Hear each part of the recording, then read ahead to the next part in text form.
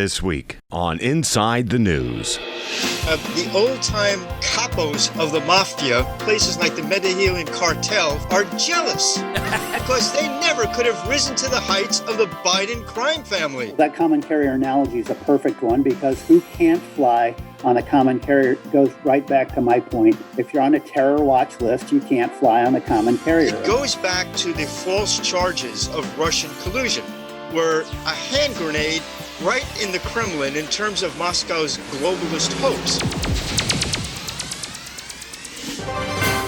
In and out of the Beltway, from large cities to small towns to the rural heartland, from sea to shining sea. This is Wehman, Brunson, and Vernuccio, Inside the News.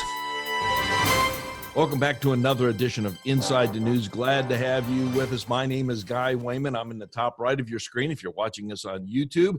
And we got Frank Vernuccio. He's in the top left. And Ben Brunson, he's in the bottom middle. How you doing today, Ben? I am doing great, Guy. It is a pleasure to be with you and Frank once again. Absolutely. And Frank, what state are you in this week? Reporting from the often denigrated state of New York. Ben and I wait with bated breath about what you're going to say, right, Ben? That's right. All right. Here's we're going to be doing our radio broadcast, and then the three of us are going to continue on another chapter of the program, and that'll be posted on YouTube, and we may get our friends at AUN TV to help with us as well, because on this other chapter, it's just going to be a general conversation back and forth of what is really going on behind the scenes and a little bit even more in depth and more inside the news than this regular program. Does that make sense to you, Ben? That makes a lot of sense. That's what YouTube is good for. Yeah. All right. Well, let's just start right off the bat here, Frank. A lot going on. We are under 2 weeks now, about 10 days from the election, and getting into some of the nuts and bolts 2 days or 3 days before the election. A lot of people will have already voted. And so let's get serious about this. And I kind of put up a comparison. Everything that Trump says, it's like Biden says he's going to do the same thing, but yet he can't do it, Frank. Well, there's one issue that Biden has not said he's going to do the same thing, and it's because the press has scrupulously avoided foreign affairs completely. It's amazing how once great issues like the safety and security of the United States have been almost wholly ignored during this entire campaign. Now, President Trump frequently talks about his record in restoring strength to the military, one of the most important things that had to be done in the aftermath of the Obama defunding of the military. Yet in the three debates we've seen, or the debates we've seen, and the media analyses we've seen throughout this entire period, there has been no discussion of foreign affairs whatsoever. As we are going to record this show today, NORAD has announced that 4 Russian Tu-95 bombers escorted by several fighter planes have come within 30 miles of the coast of Alaska. Clearly, we are facing an era where great power rivalry has returned, both from China and from Russia. It is stunning how the Biden campaign and all the media outlets have refused to discuss anything involving foreign affairs.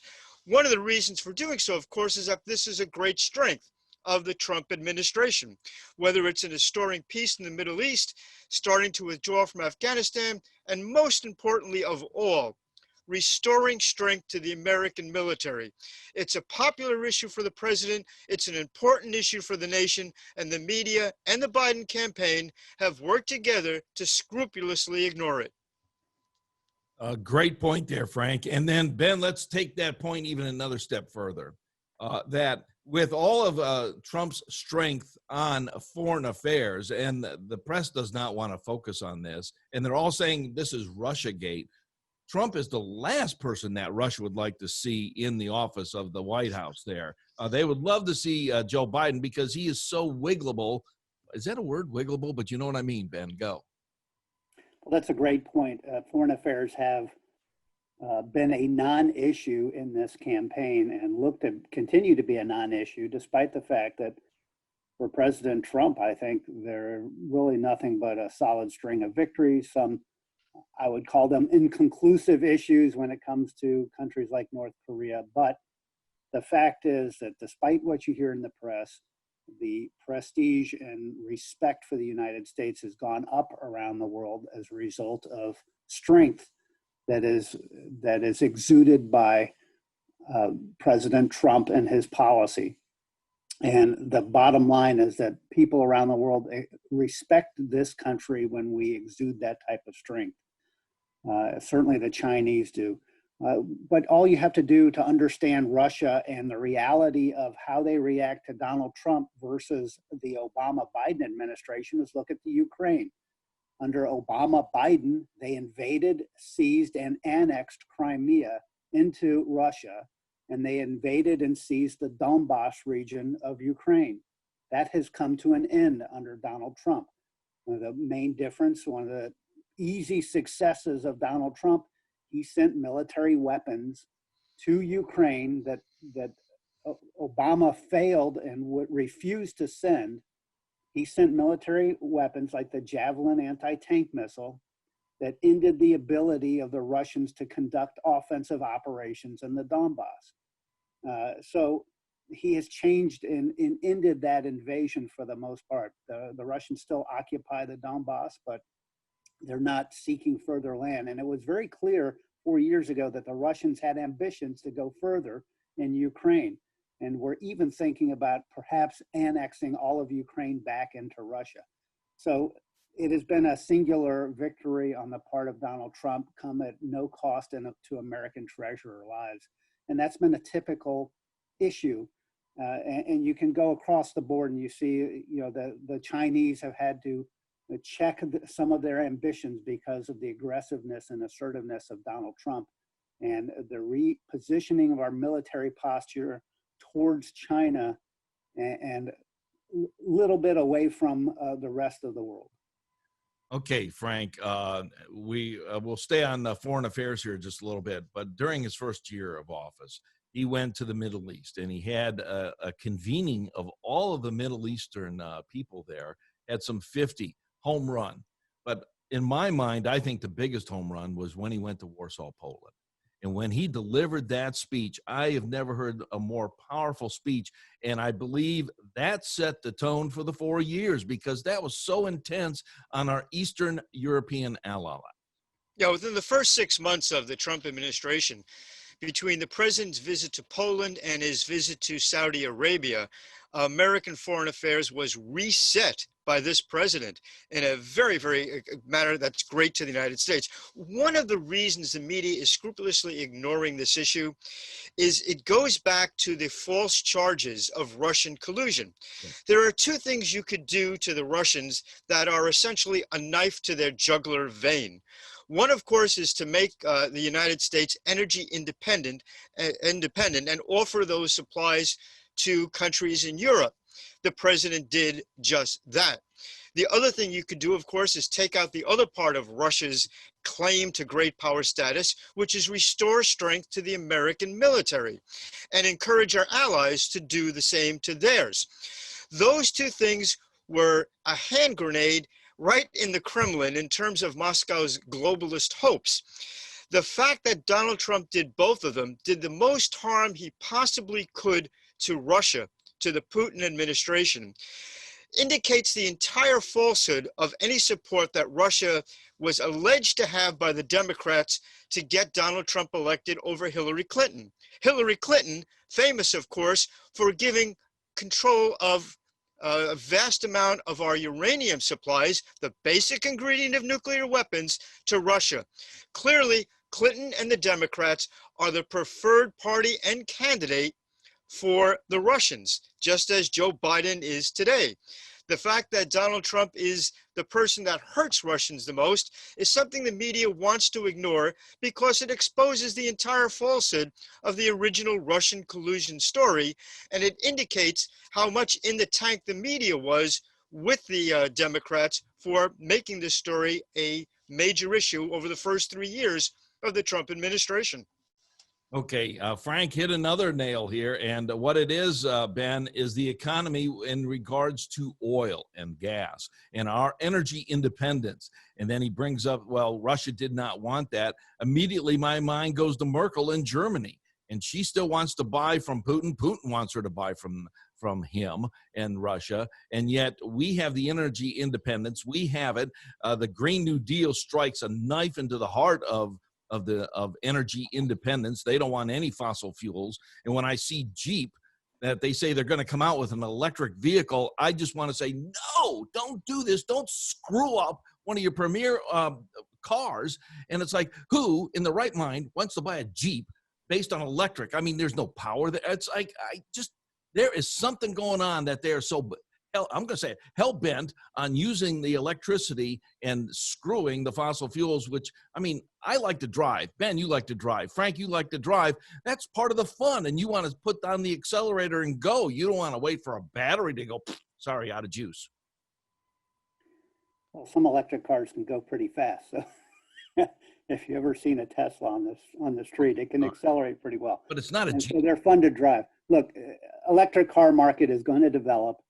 And all the manufacturers will come out with a full offering of electric cars. The issue is a different one, and that's, I have no issue with electric cars per se. The battery technology gets better and better, and so you'll be able to drive further on a charge and charge faster when you need to recharge. However, the issue is, where does that energy come from? It does not magically appear out of the ether. Exactly. That electricity has to be generated somewhere. And there are two issues that come into play when you take fossil fuels off the road and replace it with electric cars. The electricity has to be generated and transmitted to that car. And there's a lot of inherent loss through heat production in that process. And there's the concept of marginal energy production in this country. And all of the marginal energy production, which is what you're talking about when you're talking about adding cars to the road, electric cars to the road, is produced by burning fossil fuels, by burning carbon. A natural gas plant or a coal burning plant or an oil-fired plant produce the marginal energy in this country. And that's going to be true for the foreseeable future. So, until we have a large fusion plants that generate the solid base of electricity around the world, we're going to be reliant on fossil fuels to create electricity. So you're not fixing the problem because you drive a Tesla down the road. You're just transferring the burning of that fuel, that carbon fuel, to fuel that Tesla from your engine to a fossil fuel burning electric plant somewhere in the country. All right, that was Ben Brunson. He's the author of the Falstaff, Enigma, and Esther Sling. You can find him at Amazon.com and BenBrunson.com. And we're going to turn to Frank Vernuccio now. He's with the American Analysis of News and Media. You can find Frank at USAGovPolicy.com. This is Wehman, Brunson, and Vernuccio Inside the News. This is our first segment. Okay, Frank, there's a lot more on our plate here in the first segment, and Trump stands for law and order and the defund the police and all that. Go for it. It is amazing, again, just as the media has ignored foreign affairs, how the media has steadfastly refused to press Joe Biden on law and order issues. We've seen numerous requests to the president to deny this group or that group, but Joe Biden has not been pressed to really deny or to repudiate Antifa or Black Lives Matter, two of the most vicious groups in terms of law and order facing the American people today. The fact is, we've seen from one end of the U.S. to the other has been a radical change in American politics, which hasn't really been focused on a lot. There was a time when we disagreed vociferously with each other on a number of issues, but you could walk down any neighborhood of any political persuasion, and if you wore a button or a hat or a garment indicating your support for the opposing candidate, people might argue with you, but they wouldn't beat you up. Since the advent of Antifa and Black Lives Matter, that's changed, and politics in America has grown violent. While the president has certainly striven to go against that, Joe Biden has continued to be soft on that issue. Are we going to allow this to continue to be the nature of politics in the United States, where like some Eastern European country of years gone by, we beat each other up over our political differences? Or are we going to become one country again with different points of view, but where we respect those different points of view? You know, Ben, when we are talking about law and order, and Frank brings up a good point. You walk down the street, and if you're wearing something of the opposing side, and more likely it's the side of Donald Trump and Make America Great Again, you are beaten up by Antifa or some of these other outside groups. And yet the cops or the law and order, the police guys, they will not come in either as much as you would like them to because of this disjointed feeling here. Well, this has been a particularly nasty turn in our politics, as Frank says, towards political violence. And you have to think of Antifa as the brown shirts of the Democratic Party these days. And if you know who the brown shirts are, they were the street fighters for the early Nazi party as they emerged in the late 20s and early 30s in Germany. And Antifa feels very much the same. They are, in my mind, young fascists for the most part, and not afraid to engage in violence. So this is going to be a theme. And if, as I expect, Donald Trump is reelected, we could be in for a very difficult period in the coming months. All right, this is segment 1 of Inside the News. We're going to be back. We've got a long program yet, and yet we're going to keep you informed along the way. Thank you so much for joining us on our affiliates, AUN TV, YouTube. Thank you so much for listening and being a part of the program. We're going to take a time out. We'll be back. You're listening to Wehman, Brunson, and Vernuccio, Inside the News.